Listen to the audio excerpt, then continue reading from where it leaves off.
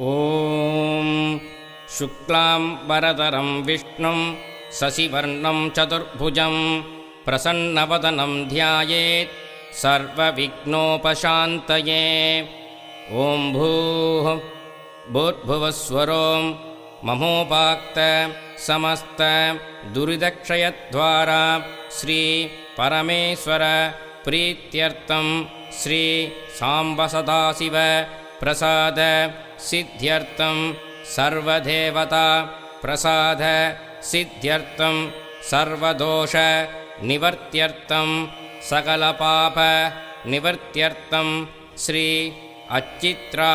अश्वमेध पारायण श्रवणम् अद्य करिष्ये। ॐ साङ्ग्रहण्येष्ट्यायजते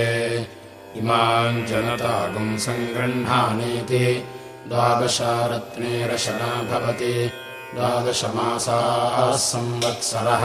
संवत्सरमेवावरुन्धे मौञ्जी भवति। ऊर्ध्वै मुञ्जाः ऊर्जमेवावरुन्धे चित्रानक्षत्रम् भवति। चित्रम् वा एतत्कर्म यदश्वमेधः समृद्ध्यै पुण्यनामदेवयजनमध्यवस्यति। पुण्यामेव तेन कीर्तिमभिजयति। अपदाति ऋत्विजः समावहन्त्या सुब्रह्मण्यायाः सुवर्गस्य लोकस्य समष्ट्यै। केशश्मश्रुवपते नखानि निकृन्तते गतो धावते स्नाति आहतं वासः परिधत्ते। पाप्मनोपहत्यै पाचञ्यत्वोपवसति स्वर्गस्य लोकस्य गुप्त्यै। रात्रिञ्जागरयन्त आसते स्वर्गस्य लोकस्य समष्ट्यै। चतुष्टय्य आपो भवन्ति चतुष्शफो वा अश्वः प्राजापत्यः समृद्ध्यै। तादिभ्यः समाभृता भवन्ति। दिक्षु वा आपः अन्नं वा आपः अद्भ्यो वा अन्नं जायते। यदेवाद्भ्योऽन्नं जायते तदवरुन्धे। तासु ब्रह्मौदनं पचति प्रेत एव तद्दधाति। चतुःशरावो भवति दिक्ष्वेव प्रतितिष्ठति। उभयतो रुक्मो भवतः उभयत एवास्मिन् रुचं दधाति। उद्धरति श्रुतत्वाय सर्पिष्वान् भवति मेध्यत्वाय। चत्वार आर्षेगाः प्राश्नन्ति दिशामेव ज्योतिषजुहोति। चत्वारि हिरण्यानि ददाति दिशामेव ज्योतिर्विश्ववरुन्धे। यदाज्यमच्छिष्यते तस्मिन् रशनान्युनक्ति। प्रजापतिर्वा ओदनः रेत आज्यम्। यदाज्ये रशनान्युनक्ति प्रजापतिमेव रेतसा समर्थयति। गर्भमयी रशना भवति बहुवा एष कुचरो मेध्यमुपगच्छति। यदश्वः पवित्रम् वै दर्भाः यद्दर्भमयी रशना भवति। पुनात्येवैनम् पूतमेनम् मेध्यमालभते। अश्वस्य वा आलब्धस्य महिमोदक्रामत् समहर्त्विजः प्राविशत्। तन्महर्त्विजाम् महर्त्विक्त्वाम् यन्महर्त्विजः प्राश्नन्ति महिमानमेवास्मिन् तद्दधति। अश्वस्य वा आलब्धस्य रेत उदक्रामत् तत्सुवर्णगुम् हिरण्यमभवत्। यत्सुवर्णगुम् हिरण्यम् ददाति रेत एव तद्दधाति। ओदने ददाति रेतो वा ओदनः रेतो हिरण्यम्। रेतसैवास्मिन् रेतो दधाति। यो वै ब्रह्मणे देवेभ्यः प्रजापतये प्रतिप्रोच्याश्वम् मेध्यम् बध्नाति। आदेवताभ्यो विश्यते पापीयान् भवति। यः प्रतिप्रोच्य न देवताभ्य आविश्यते वसीयान् भवति। यदाह ब्रह्मन्नश्वम् मेध्यम् भान्स्यामि देवेभ्यः प्रजापतये तेन राध्यासमिति। ब्रह्म वै ब्रह्मा ब्रह्मण एव देवेभ्यः प्रजापतये प्रतिप्रोच्याश्वम् मेध्यम् बध्नाति। न देवताभ्य आविश्यते वसीयान् भवति। देवस्य त्वा सवितुः प्रसव इति रशनामादत्ते प्रसूत्यै। अश्विनोर्बाहुभ्यामित्याह अश्विनौ हि देवानामध्वर्यो आस्ताम् ओष्णो हस्ताभ्यामित्याह यत्यै दीर्घम् वा एतद्यज्ञस्य यदयजुष्केण क्रियते इमामगृभ्रन् रशनामृतस्येत्यधिवदति यजुष्कृत्यै यज्ञस्य समृद्ध्यै तदाहुः 12 रत्ने रशना कर्तव्या 13 रत्ने रति वृषभो वा एष ऋतूनाम् यत्संवत्सरः तस्य 13 मासो विष्टपम् वृषभ एष यज्ञानाम् यदश्वमेधः यथा वा ऋषभस्य विष्टपम् एवमेतस्य विष्टपम् 13 रशनायामुपादधाति यथ ऋषभस्य विष्टपकम् सद्यस्करोति तादृगेव तत् पूर्व आयुषि विदथेषु कव्येत्याह आयुरेवास्मिन् दधाति तया देवाः सुतमा बभूवरित्याह भूतिमेवोपावर्तते ऋतस्य सामन्त्सरमारपन्तीत्याह सत्यम् वा ऋतम्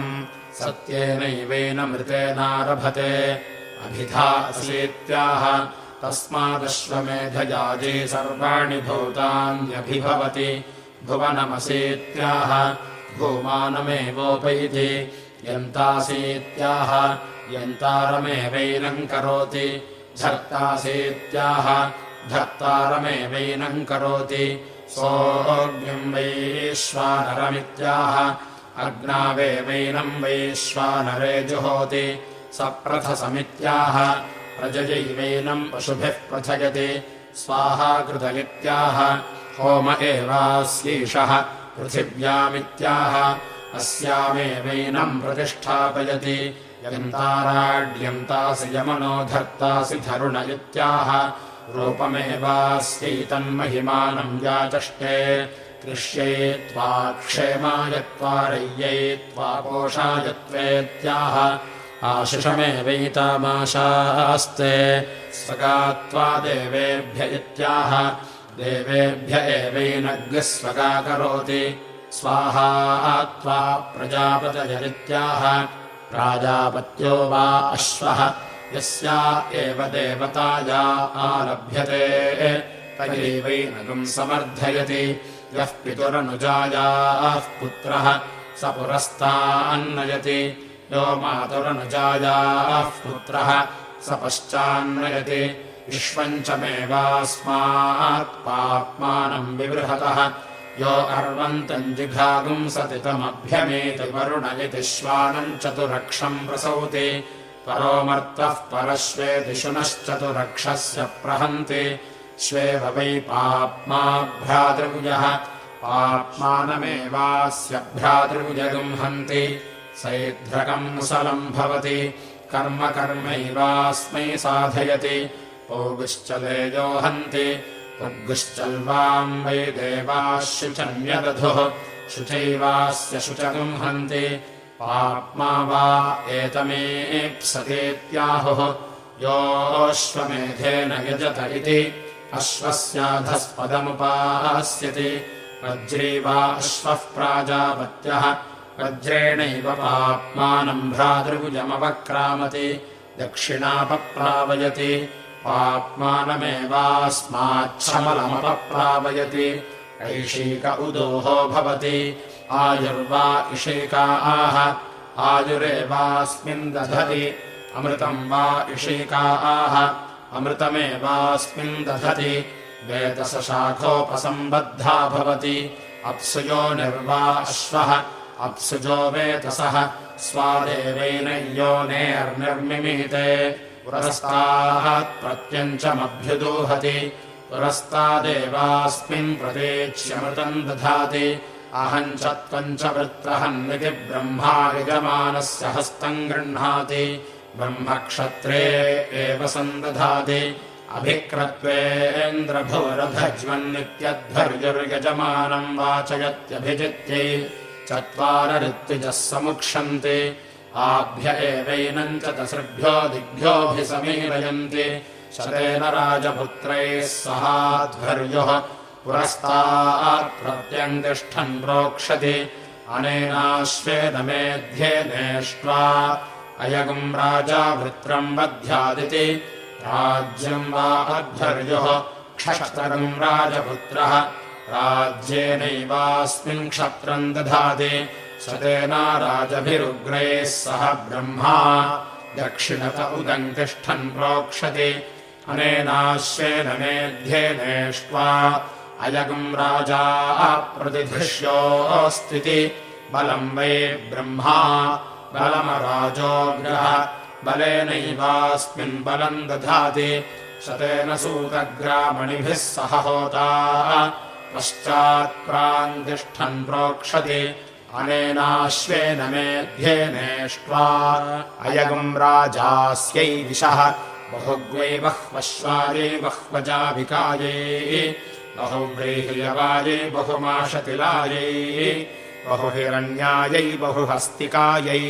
बहुदासपूरुषायै रयिमत्यै पुष्टिमत्यै बहुरायस्पोषायै राजास्तिति भूमाविहोता भूमासूतग्रामण्यः भूम्नैवास्मिन् भूमानम् दधाति शतेन क्षत्रसङ्ग्रहेतृभिः सहोद्गाता उत्तरतो दक्षिणा तिष्ठन् प्रोक्षति अनेनाश्वेन मेध्येनेष्ट्वा अयगुम् राजा सर्वमायुरेत्विति आयुर्वा उद्गाता आयुः क्षत्रसङ्ग्रहीतारः आयुषैवास्मिन्नायुर्दधाति शतगुम् शतम् भवन्ति शतायुः पुरुषः शतेन्द्रियः आयुष्येवेन्द्रिये प्रतितिष्ठति चतुःशता भवन्ति चतस्रो दिशः दिक्ष्वेव प्रतितिष्ठति यथा वै हविषो गृहीतस्य स्कन्दति एवम् वा एतदश्वस्य स्कन्दति यन्निक्तमनालब्धमुत्सृजन्ति यत्स्तोक्या अन्वाः सर्वहुतमेवैनम् करोत्यस्कन्दाय अस्कन्नगुम् हि तत् यद्धुतस्य स्कन्दति सहस्रमन्वाः सहस्रसंवितः सुवर्गो लोकः सुवर्गस्य लोकस्याभिजित्यै यत्परिमिता अनुब्रूयात् परिमितमवरुन्धीत अपरिमितान्वाः अपरिमितः सुवर्गो लोकः सुवर्गस्य लोकस्य समष्ट्यै स्तोक्या जुहोति या एव वर्षा आपः ता अवरुन्धे अस्याञ्जुहोति इयम् वा अग्निर्वैश्वानरः अस्यामेवैनाः प्रतिष्ठापयति उवाचः प्रजापतिः स्तोक्यासु वा अहमश्वमेधगुम् सर्गस्थापयामि तेन ततः सर्गस्थितेन चरामीति अग्नये स्वाहेत्याह अग्नय एवैनम् जुहोति सोमाय स्वाहेत्याह सोमायैवैनम् जुहोति सवित्रे स्वाहेत्याह सवित्र एवैनम् जुहोति सरस्वत्यै स्वाहेत्याह सरस्वत्या एवैनम् जुहोति पूष्णे स्वाहेत्याह पूष्ण एवैनम् जुहोति बृहस्पतये स्वाहेत्याह बृहस्पतय एवैनम् जुहोति अपाम्मोदाय स्वाहेत्याह अध्य एवैनम् जुहोति वायवे स्वाहेत्याह वायव एवैनम् जुहोति मित्राय स्वाहेत्याह मित्रायैवैनम् जुहोति वरुणाय स्वाहेत्याह वरुणायैवैनम् जुहोति एताभ्य एवैनम् देवताभ्यो जुहोति दश सम्पादम् जुहोति दशाक्षरा विराट् अन्नम् विराट् विराजैवान्नाद्यमवरुन्धे प्रवा एषोऽस्माल्लोकाच्यवते यः पराचीराहुतेर्जुहोति पुनः पुनरभ्यावर्तम् जुहोति अस्मिन्नेव लोके प्रतितिष्ठति एतागुम् हवावसोऽश्वमेधस्य सर्गस्थितिमुवाचास्कन्दाय अस्कन्नगुम् हि तत् यद्यज्ञस्य सर्गस्थितस्य स्कन्दति प्रजापतये त्वाजुष्टम् प्रोक्षामीति पुरस्तात् प्रत्यङ्तिष्ठन् प्रोक्षति प्रजापतिर्वै देवानामन्नादो वीर्यावान् अन्नाद्यमेवास्मिन् वीर्यम् दधाति तस्मादश्वः पशूनामन्नादो वीर्यावत्तमः इन्द्राग्निभ्याम् त्वेति दक्षिणतः इन्द्राग्ने वै देवानामोदिष्ठौ बलिष्ठौ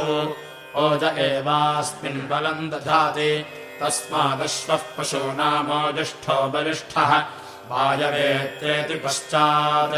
वायुर्वै देवानामाशः सारसारितमः जपमेवास्मिन् दधाति तस्मादश्वः पशूनामाशः सारसारितमः विश्वेभ्यस्त्वा देवेभ्य इत्युत्तरतः विश्वे वै देवा देवानाम् यशस्वितमाः यश एवास्मिन् दधाति तस्मादश्वः पशूनाम् यशस्वितमः देवेभ्यस्त्वेत्यधस्तात् देवा वै देवानामपचिततमाः अपचितिमेवास्मिन् दधाति तस्मादश्वः पशूनामपचिततमः सर्वेभ्यस्त्वा देवेभ्य इत्युपरिष्टात् सर्वे वै देवास्त्रिषिमन्तो हरस्विनः त्रिषिमेवास्मिन्हरो दधाति तस्मादश्वः पशूनाम् त्रिषिमान् हरस्वितमः दिवे त्वान्तरिक्षाय त्वा पृथिव्यै त्वेत्याह एभ्य एवैनम् लोकेभ्यः प्रोक्षति सते त्वाभ्यस्तोषधेभ्यस्त्वा विश्वेभ्यस्त्वा भूतेभ्य इत्याह तस्मादश्वमेधयाजिनम् सर्वाणि भूतान्युपजीवन्ति ब्रह्मवादिनो वदन्ति यत्प्राजापत्योऽश्वः अथ कस्मादेन मन्याभ्यो देवताभ्योऽभिप्रोक्षतीति अश्वे वै सर्वा देवता अन्वायत्ताः यद्विश्वेभ्यस्त्वा भूतेभ्य इति प्रोक्षति देवता एवास्मिन्नन्वायातयति तस्मादश्वे सर्वा देवता अन्वायत्ताः यथा वै हविषो गृहीतस्य स्कन्दति एवम् वा एतदश्वस्य स्कन्दति यत्प्रोक्षितमनालब्धमुत्सृजन्ति यदश्वचरितानि जुहोति सर्वहुतमेवैनम् करोत्यस्कन्दाय अस्कन्नकम् हि तत् यद्धुतस्य स्कन्दति ईङ्काराय स्वाहेङ्कृताय स्वाहेत्याह एतानि वा अश्वचरितानि चरितैरेवैनकम् समर्थयति तदाहुः अनाहुतयो वा अश्वचरितानि नैताहोतव्या इति अथो खल्वाहुः होतव्या एव अत्र वा वैवम् विद्वानश्वमेधकम् सग्स्थापयति यदश्वचरितानि जुहोति तस्माद्धोतव्या इति बहिर्धा वा एनमेतदायतनाद्दधाति भ्रातृव्यमस्मै जनयति यस्यादायतने यत्राग्नेराहुतेर्जुहोति सावित्र्या इष्ट्याः पुरस्तात् सृष्टकृतः आहवनीयेष्वचरितानि जुहोति आयतन एवास्याहुतेर्जुहोति नास्मै भ्रातृभुजम् जनयति तदाहुः यज्ञमुखे होतव्याः यज्ञस्य कृत्यैः सुवर्गस्य लोकस्यानुख्यात्या इति अथो खल्वाहुः यद्यज्ञमुखे जुहुयात् पशुभिर्यजमानम् व्यर्थयेत् अवसुवर्गाल्लोकात्पद्येत पापीयान् स्यादिति सकृदेव होतव्याः न यजमानम् पशुभिर्व्यर्थयति अभिसुवर्गम् लोकम् जयति न पापीयान् भवति 48 जुहोति 48 जगति जागतोऽश्वः प्राजापत्यः समृद्ध्यै एकमतिरिक्तम् जुहोति तस्मादेकः प्रजास्वर्धुकः विभोर्मात्रा प्रभोः पित्रेत्याह इयम् वै माता असौ पिता आभ्यामेवैनम् परिददाति अश्वोऽसि हयोऽसीत्याह शास्त्येवैनमेतत् तस्माच्छिष्टाः प्रजा जायन्ते अत्योऽसीत्याह तस्मादश्वः सर्वान् पशूनत्येति तस्मादश्वः सर्वेषाम् पशूनागश्रेष्ठ्यम् गच्छति प्रयशश्रेष्ठ्यमाप्नोति य एवम् वेद नरोऽस्यर्वासि सप्तिरसि वाद्यसीत्याह रूपमेवास्यैतन्महिमानम् व्याचष्टे यजुर्नामासीत्याह एतद्वा अश्वस्य प्रियन्नामधेयम् प्रियेणैवैनन्नामधेयेनाभिवदति तस्मादप्यामित्रौ सङ्गत्य नाम्ना चेद्धयेते मित्रमेव भवतः आदित्यानाम् वत्त्वान् विहीत्याह आदित्यानेवैनम् गमयति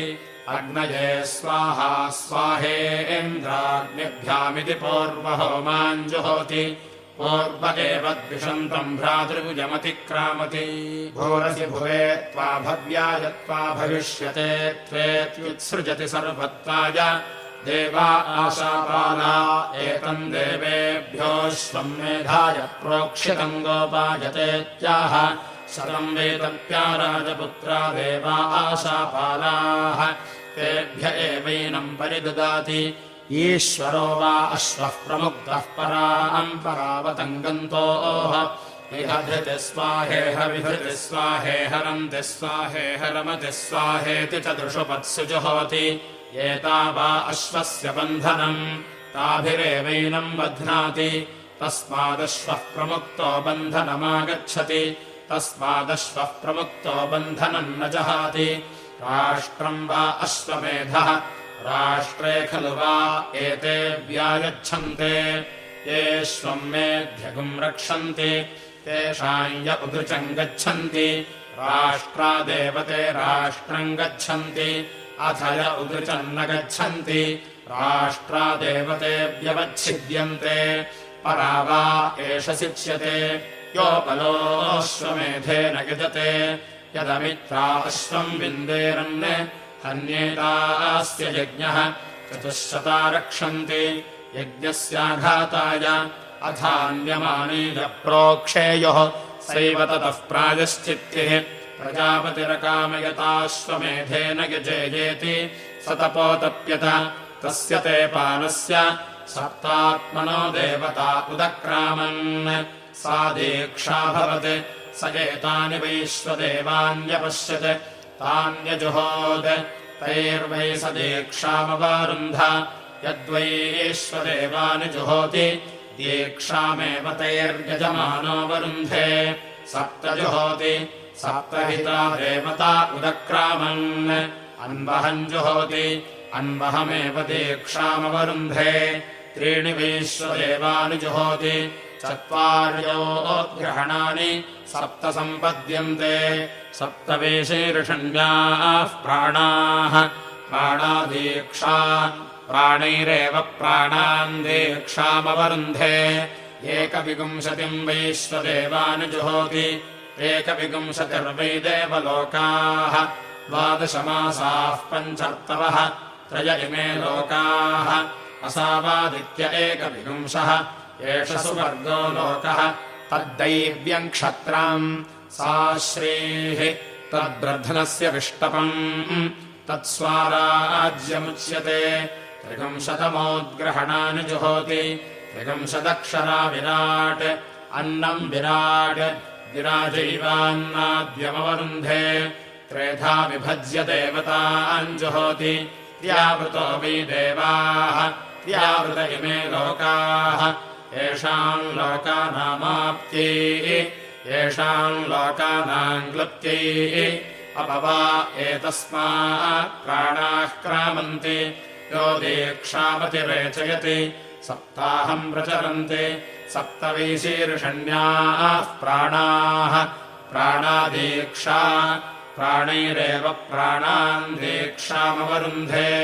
पूर्णाहुतिमुत्तमाम् जुहोति सर्वम् वै पूर्णाहुतिः सर्वमेवाप्नोति अथो इयम् वै पूर्णाहुतिः अस्यामेव प्रतितिष्ठति प्रजापतिरश्वमेधमसृजत तगुम् सृष्टम् न किञ्चनोदयच्छत् तम् वैश्वदेवान्येवोदयच्छन् यद्वैश्वदेवानि जुहोति यज्ञस्योद्यत्यै स्वाहाधिमाधीताय स्वाहा स्वाहाधीतम् मनसे स्वाहा स्वाहा मनः प्रजापतये स्वाहा काय स्वाहा कस्मै स्वाहा कतमस्मै स्वाहेति प्राजापत्ये मुख्ये भवतः प्रजापतिमुखाभिरेवैनम् देवताभिरुद्यच्छते अदित्यै स्वाहादित्यै मह्यै स्वाहादित्यै सुमृडेकायै स्वाहेत्याह इयम् वा अदितिः अस्या एवैनम् प्रतिष्ठायोद्यच्छते सरस्वत्यै स्वाहा सरस्वत्यै बृहत्यै स्वाहा सरस्वत्यै पावकायै स्वाहेत्याह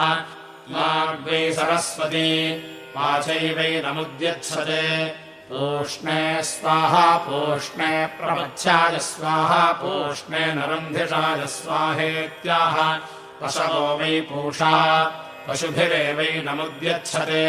त्वष्ट्रे स्वाहा त्वष्ट्रे तुलीपाय स्वाहा त्वष्ट्रे पुनरूपाय स्वाहेत्याह त्वष्टा वै पशूनाम् मिथुनानागुम् रोपकृत् रूपमेव पशुषु दधाति अथो रूपैरेवैनमुद्यच्छते विष्णवे स्वाहा विष्णवे निखुर्यपाय स्वाहा विष्णवे निभूयपाय स्वाहेत्याह यज्ञो वै विष्णुः यज्ञायैवैनमुद्यच्छते पूर्णाहुतिमुत्तमाम् जुहोति प्रत्युत्तब्ध्यै स यत्त्वाय सावित्रमष्टाकपालम् प्रातर्निर्भवति अष्टाक्षरा गायत्री गायत्रम् प्रातः सवनम् प्रातः सवना देवैनम् गायत्र्याश्छन्दसोऽधिनिर्मिमीते अथो प्रातः सवनमेव तेनाप्नोति गायत्रीम् छन्दः सवित्रे प्रसवित्र एकादशकपालम् मध्यम् दिने एकादशाक्षरा त्रिष्टुप् त्रैष्टुभम् माध्यम् दिनगुम् सवनम् माध्यम् दिना देवैनगुम् सवना त्रिष्टुभश्छन्दसोऽधिनिर्मिमीते अथो माध्यम् दिनमेव सवनम् तेनाप्नोति त्रिष्टुभम् छन्दः सवित्र आसवित्रे द्वादशकपालमपराह्णे द्वादशाक्षरा जगति जागतम् तृतीयसवनम् तृतीयसवना देवैनम् जगत्याश्छन्दसोऽधिनिर्मिमीते अथो तृतीयसवनमेव तेनाप्नोति जगतीम् छन्दः ईश्वरो वा अश्वः प्रमुग्धः पराम् गन्तोः इह धृतिः स्वाहेह विधृतिः स्वाहेह हरन्ति स्वाहेह रमति स्वाहेति चतस्र आहुतेर्जुहोति चतस्रो दिशः दिग्भिरेवैनम् परिगृह्णाति आश्वत्थो व्रजो भवति प्रजापतिर्देवेभ्यो निरायत अश्वरूपम् कृत्वा सोऽश्वत्थे संवत्सरमतिष्ठत् तदश्वत्थस्याश्वत्थत्वम् यदाश्वत्थो व्रजो भवति स्व एवैनं यो नो प्रतिष्ठापयति आब्रह्मन् ब्राह्मणो ब्रह्मवर्चसी जायतामित्याह ब्राह्मण एव ब्रह्मवर्चसम् दधाति तस्मात् पुरा ब्राह्मणो ब्रह्मवर्चस्य जायत आस्मिन् राष्ट्रे राजन्य इषव्यः शूरो महारथो जायतामित्याह राजन्य एव शौर्यम् महिमानम् दधाति तस्मात् पुरा राजन्य इषव्यः शूरो महारथो जायत दोग्ध्रीधेनुरित्याह धेन्वामेव पयो दधाति तस्मात् पुरा दोग्ध्रीधेनुरजायत वोढानड्वानित्याह अनडुह्येव वीर्यम् दधाति तस्मात् पुरा वोढानड्वानजायत आशुः सप्तिरित्याह अश्व एव जवम् दधाति तस्मात् पुराशुरश्वो जायत पुरन्धिर्योषेत्याह योषित्येव रूपम् दधाति तस्मात् स्त्रीयुवतिः प्रिया भावुका जिष्णोरथेष्ठा इत्याह आह वै तत्र जिष्णोरथेष्ठा जायते यत्रैतेन यज्ञेन गजन्ते सभेयो युवेत्याह यो वै पूर्ववयसि स सभेयो युवा तस्माद्युवापुमान् प्रियो भावुकः आस्य यजमानस्य वीरो जायतामित्याह आह वै तत्र यजमानस्य वीरो जायते यत्रैतेन यज्ञेन गजन्ते निकामे निकामेनः पर्जन्यो वर्षत्वित्याह निकामे निकामे हवे तत्र पर्जन्यो वर्षति यत्रैतेन यज्ञेन गजन्ते फलिन्यो न ओषधयः पच्यन्तामित्याह फलिन्यो हवै तत्र औषधयः पच्यन्ते यत्रैतेन यज्ञेन गजन्ते योगक्षेमो नः कल्पतामित्याह कल्पते हवे तत्र प्रजाभ्यो योगक्षेमः यत्रैतेन यज्ञेन यजन्ते प्रजापतिर्देवेभ्यो यज्ञान् व्यादिशत् स आत्मन्नश्वमेधमधत्त तम् देवा अब्रुवन् एष वावयज्ञः यदश्वमेधः अप्येव नोऽत्रास्त्विति तेभ्य एतानन्न होमान् प्रायच्छत् तान् जुहोत् तैर्वै स देवानः प्रीणात् यदन्न होमान् जुहोति देवानेव तैर्यजमानः प्रीणाति आज्येन जुहोति अग्नेर्वा एतद्रूपम् यदाज्येन जुहोति अग्निमेव तत्प्रीणाति मधुना जुहोति महत्यैवा एतद्देवतायै रूपम् यन्मधुना जुहोति महतीमेव तद्देवताम् प्रीणाति तण्डुलैर्जुहोति वसूनाम् वा एतद्रूपम् यत्तण्डुलैर्जुहोति वसूनेव तत्प्रीणाति पृथुकैर्जुहोति रुद्राणाम् वा एतद्रूपम् यत्पृथुकैर्जुहोति रुद्राणेव तत्प्रीणाति लाजैर्जुहोति आदित्यानाम् वा एतद्रूपम् यल्लाजैर्जुहोति आदित्यानेव तत्प्रीणाति करम्बैर्जुहोति विश्वेषाम् वा एतद्देवानागम् रूपम् यत्करम्बैर्जुहोति विश्वानेव तद्देवान् प्रीणाति धानाभिर्जुहोति नक्षत्राणाम् वा एतद्रूपम् यद्धानाभिर्जुहोति नक्षत्राण्येव तत्प्रीणाति सक्तुभिर्जुहोति प्रजापतेर्वा एतद्रूपम् यत्सक्तुभिर्जुहोति प्रजापतिमेव तत्प्रीणाति मसोऽस्यैर्जुहोति सर्वासाम् वा एतद्देवतानागम् रूपम् यन्मसोऽस्यैर्जुहोति सर्वा एव तद्देवताः प्रीणाति प्रियङ्गुतण्डुलैर्जुहोति प्रियाङ्गाहवैनामैते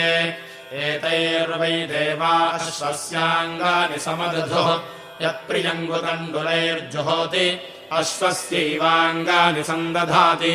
दशान्नानि जुहोति दशाक्षरा विराट् कृत्स्नस्यान्नाद्यस्यावरुध्ये प्रजापतिरश्वमेधमसृजत तगम् सृष्टकम् रक्षागस्य जिघागुंसान् स एतान् प्रजापतिर्नक्तगम् होमानपश्यत् तान् जुहोत् तैर्वै स यज्ञाद्रक्षागस्य पाहन् यन्नक्तगम् होमान् जुहोति यज्ञादेवतैर्यजमानो रक्षागस्य पहन्ति आज्येन जुहोति वज्रो वा आज्यम् वज्रेणैव यज्ञाद्रक्षागस्य पहन्ति आज्यस्य प्रतिपदम् करोति प्राणो वा आज्यम् मुखत एवास्य प्राणम् दधाति अन्नहोमान् जुहोति शरीरवदेवावरुन्धे नियत्यासम् जुहोति उभयस्यावरुद्ध्यै नक्तम् जुहोति रक्षसामपहत्यै आज्येनाम् ततो जुहोति प्राणो वा आज्यम् उभयत एवास्य प्राणम् दधाति पुरस्ताच्चोपरिष्टाच्च एकस्मै स्वाहेत्याह अस्मिन्नेव लोके प्रतितिष्ठति द्वाभ्यागस्वाहेत्याह अमुष्मिन्नेव लोके प्रतितिष्ठति उभयोरेव लोकयोः प्रतितिष्ठति अस्मिग्श्चामुष्मिग्श्च शतायस्वाहेत्याह शतायुर्वै पुरुषः शतवीर्यः आयुरेव वीर्यमवरुन्धे सहस्रायस्वाहेत्याह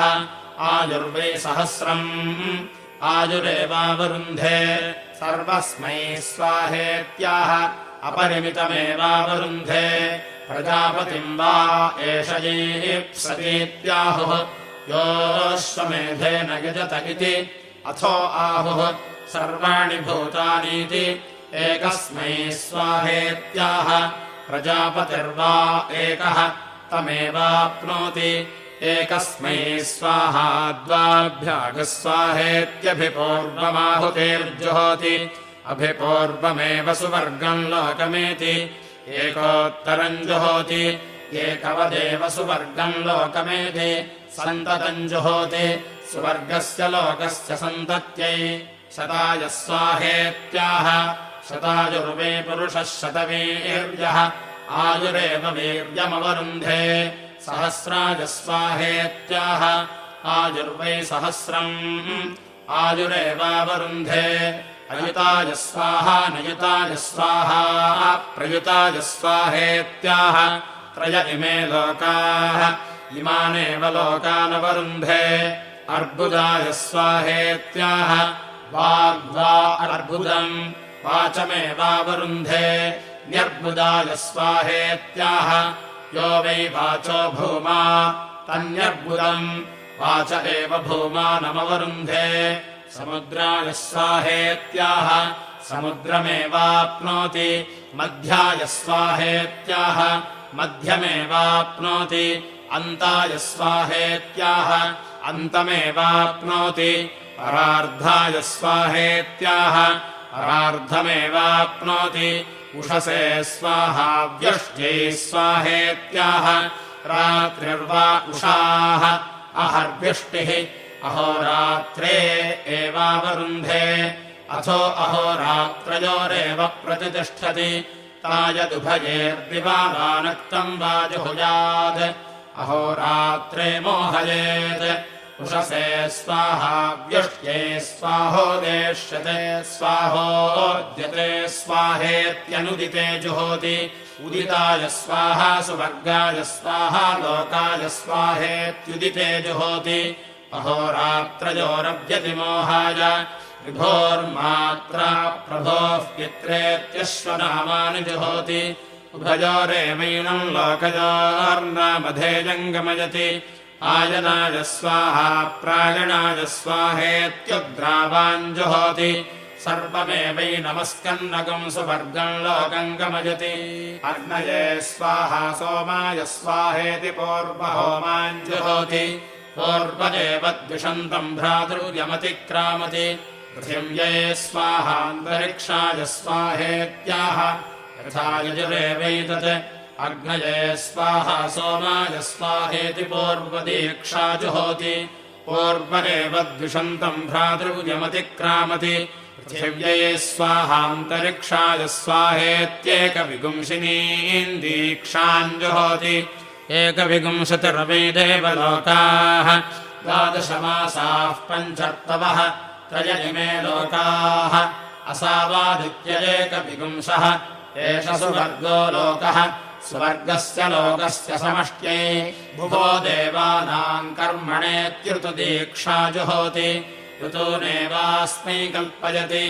अग्नये स्वाहा वायवे स्वाहेति जुहोत्यनन्तरित्यै अर्वाण्यज्ञः सङ्क्रामत्वित्याप्तेर्जुहोति स्वर्गस्य लोकस्याप्त्यै भूतम् भव्यम् भविष्यदिति पर्याप्तेर्जुहोति स्वर्गस्य लोकस्य पर्याप्त्यै आमे गृहा भवन्त्वित्याभोर्जुहोति स्वर्गस्य लोकस्याभूत्यै अग्निनातपोऽन्वभवदित्यनुभोर्जुहोति स्वर्गस्य लोकस्यानुभूत्यै स्वाहाधिमाधीताय स्वाहेति समस्तानि वैश्वदेवानि जुहोति समस्तमेव द्विषन्तम् भ्रातृजमतिक्रामति दद्भ्यः स्वाहा हनोऽभ्यागस्वाहेत्यङ्गहोमान् जुहोति अङ्गे अङ्गे वै पुरुषस्य पाप्मोपसृष्टः अङ्गादङ्गादेवैनम् पाप्मनस्तेन मुञ्चति अञ्चेताय स्वाहा कृष्णाय स्वाहा श्वेताय स्वाहेत्यश्वरूपाणि जुहोति रूपैरेवैनगुम् समर्धयति ओषधीभ्यः स्वाहा मूलेभ्यः स्वाहेत्योषधिहोमान् जुहोति वैयो वा ओषधयः पुष्पेभ्योऽन्याः फलम् गृह्णन्ति मूलेभ्योऽन्याः ता एवोभजीरवरुन्धे वनस्पतिभ्यः स्वाहेति वनस्पतिहोमान् जुहोति आरण्यस्यान्नाद्यस्यावरुध्यै मेषस्त्वापचतैरवत्वित्यपाव्यानि जुहोति प्राणा वै देवा अपाव्याः प्राणानेवावरुन्धे कोऽप्याभ्यस्वाहाभ्यस्वाहेत्यपागम् होमाञ्जुहोति अप्सु वा आपः अन्नम् वा आपः अभ्यो वा अन्नम् जायते यदेवाभ्योऽन्नम् जायते तदवरुन्धे अम्भागुंसि जुहोति अयम् वै लोकोऽम्भागुंसि तस्य वसवोऽधिपतयः अग्निर्ज्योतिः यदम्भागुंसि जुहोति इममेव लोकमवरुन्धे वसूनागुंसायुज्यम् गच्छति अग्निम् ज्योतिरवरुन्धे न भागुंसि जुहोति अन्तरिक्षम् वै न भागुंसि तस्य रुद्रा अधिपतयः वायुर्ज्योतिः यन्न भागुंसि जुहोति अन्तरिक्षमेवावरुन्धे रुद्राणागुंसायुज्यम् गच्छति वायुम् ज्योतिरवरुन्धे महागुंसि जुहोति असौ वै लोको महागुंसि तस्यादित्या अधिपतयः सूर्यो ज्योतिः यन्महागुंसि जुहोति अमुमेव लोकमवरुन्धे आदित्यानागुंसायुज्यम् गच्छति सूर्यम् ज्योतिरवरुन्धे नमो राज्ञे नमो वरुणायेति यव्यानि जुहोति अन्नाद्यस्यावरुध्यै वयोभोर्वातो अभिवातो स्राति गव्यानि जुहोति पशूनामवरुध्यै प्राणाय स्वाहा व्यानाय स्वाहेति सन्तति होमान् जुहोति स्वर्गस्य लोकस्य सन्तत्यै सिताय स्वाहा सिताय स्वाहेति प्रमुक्तेर्जुहोति स्वर्गस्य लोकस्य प्रमुक्त्यै पृथिव्यै स्वाहान्तरिक्षाय स्वाहेत्याह यथा यजुरेवैतत् दत्पते स्वाहा दन्तकाय स्वाहेति शरीरहोमान् जुहोति पितृलोकमेव तैर्यजमानो वरुन्धे कस्त्वाजुनक्ति सत्त्वाजुनक्तिति परिधीन् युनक्ति इमे वै लोकाः परिधयः इमानेवास्मै लोकान् युनक्ति स्वर्गस्य लोकस्य समष्ट्यै यः प्राणतो य आत्मदा इति महिमानौ जुहोति स्वर्गो वै लोको महः स्वर्गमेव ताभ्याम् लोकम् यजमानो वरुन्धे आब्रह्मन् ब्राह्मणो ब्रह्मवर्चसे जायतामिति समस्तानि ब्रह्मवर्चसा न जुहोति ब्रह्मवर्चसमेव तैर्यजमानो वरुन्धे जज्ञबीजमिति जुहोत्यनन्तनित्यै अग्नये समनमत्पृथिव्यै समनमदिति सन्नति होमान् जुहोति स्वर्गस्य लोकस्य सन्नत्यै भूताय स्वाहा भविष्यते स्वाहेति भूता भव्यौ होमौ जुहोति अयम् वै लोको भूतम् असौ भविष्यत् अनयोरेव लोकयोः प्रतिष्ठति सर्वस्याप्यै सर्वस्यावरुध्यै यदक्रन्दः प्रथमम् जायमान इत्यश्वस्तोमीयम् जुहोति सर्वस्याप्यै सर्वस्य जित्यै सर्वमेव तेनाप्नोति सर्वम् जयति योऽश्वमेधेन यजते यगुचैनमेवम् वेद यज्ञगुम् रक्षागस्य जिघागुम् सन् स एतान् प्रजापतिर्नक्तगुम् होमानपश्यत् तान जुहोत्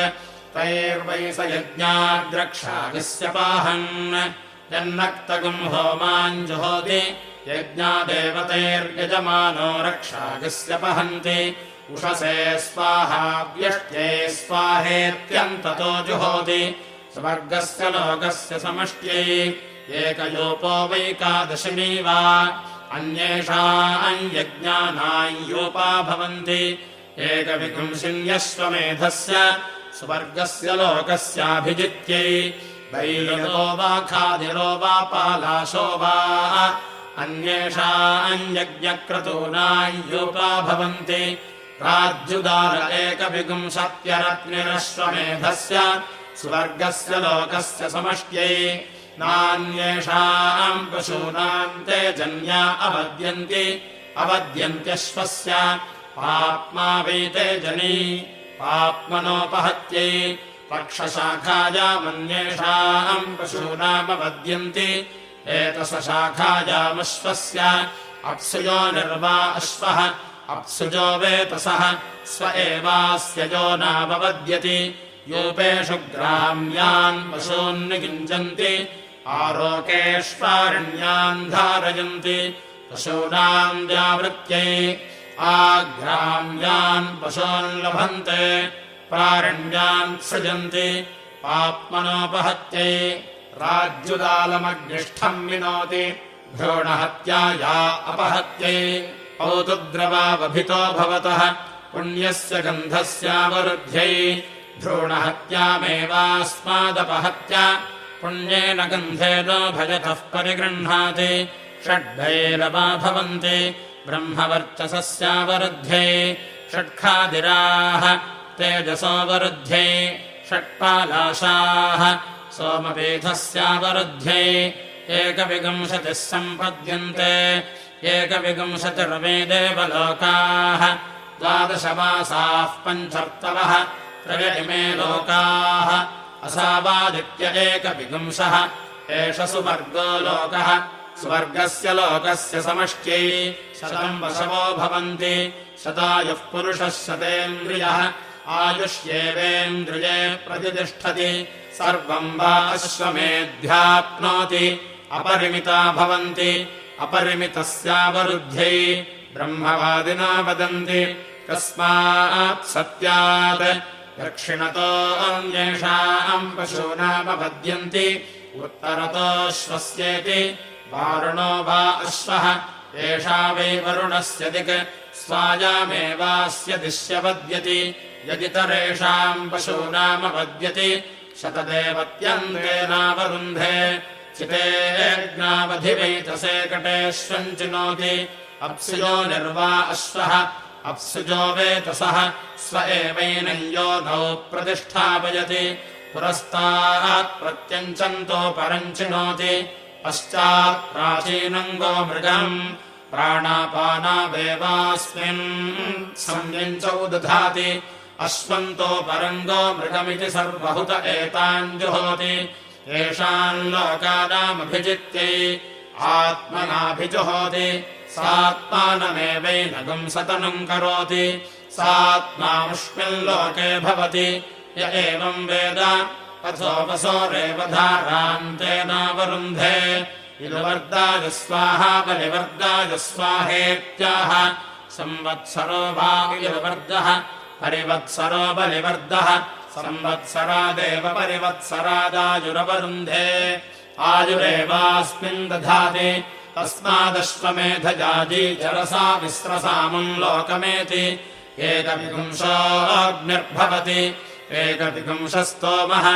एकविंशतिर्यूपाः यथा वा अश्वावर्षभा वा वृषाणः सर्गस्फुरेरन् एवमेतत्स्तोमाः सर्गस्फुरन्ते यदेकविंशाः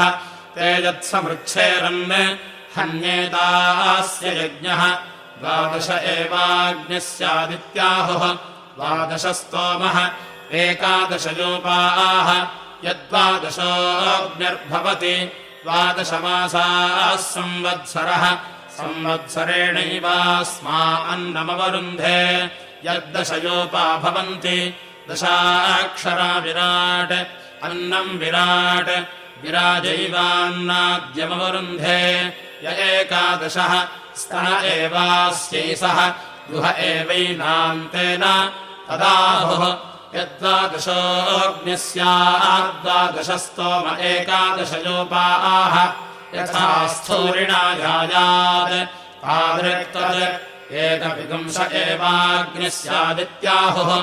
एकविंशस्तोमः एकविंशतिर्यूपाः यथा पृष्टिभिर्जाति तादृगेव तत् यो वा अश्वमेधे तिस्रः ककुभो वेद ककुद्धराज्ञाम् भवति एकविंशोऽग्निर्भवति एकविंशस्तोमः एकविंशतिर्यूपाः एता वा अश्वमेधे तिस्रः ककुभः य एवम् वेद ककुद्धराज्ञाम् भवति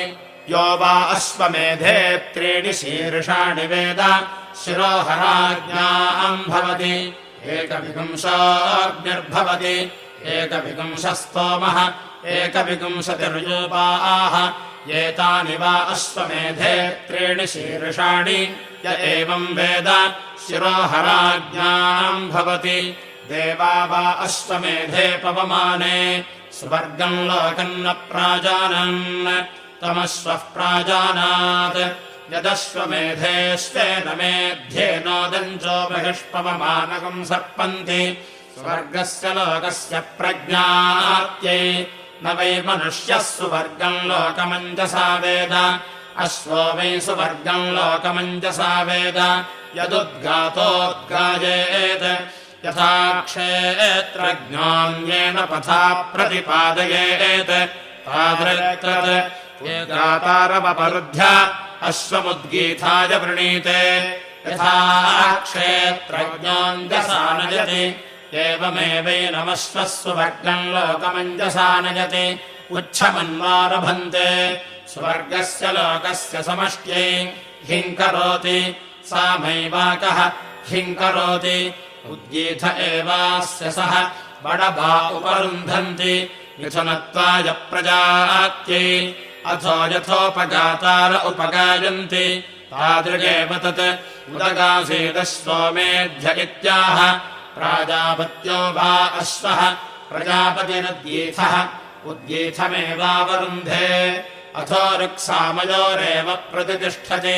हिरण्येनोपाकरोति ज्योतिर्वै हिरण्यम् ज्योतिरेव मुखतो दधाति यजमाने च प्रजासु च अथो हिरण्यज्योतिरेव यजमानः सुवर्गम् लोकमेति पुरुषो वै यज्ञः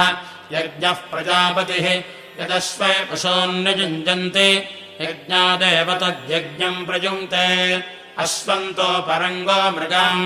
तानग्निष्ठ आलभते सेनामुखमेव तत्सग्गिष्यति तस्माद्राजमुखम् भीष्मम् भावुकम् आग्नेयम् कृष्णग्रीवम् पुरस्ताल्ललाटे पूर्वाग्निमेव तम् कुरुते तस्मात् पूर्वाग्निम् पुरस्तात् स्थापयन्ति औष्णमन्वञ्चम् अन्नम् वै पूषा तस्मात् पूर्वाग्नावाहार्यमाहरन्ति ऐन्द्रापोष्णमुपरिष्टात् ऐन्द्रो वै राजन्योन्नम् पूषा अन्नाद्येनैवैनमुभजतः परिगृह्णाति तस्माद्राजन्योन्नादो भावुकः आग्नेयौ कृष्णग्रीवौ बाहुवोः बाहुवोरेव वीर्यम् धत्ते तस्माद्राजन्यो बाहुबली भावुकः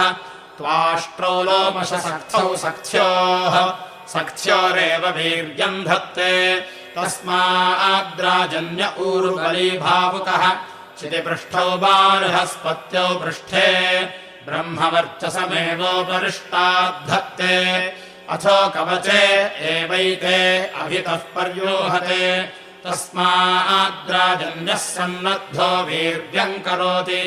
धात्रे पृषोदरमधस्तात् प्रतिष्ठामेवैताम् कुरुते अथो इयम् वै धाता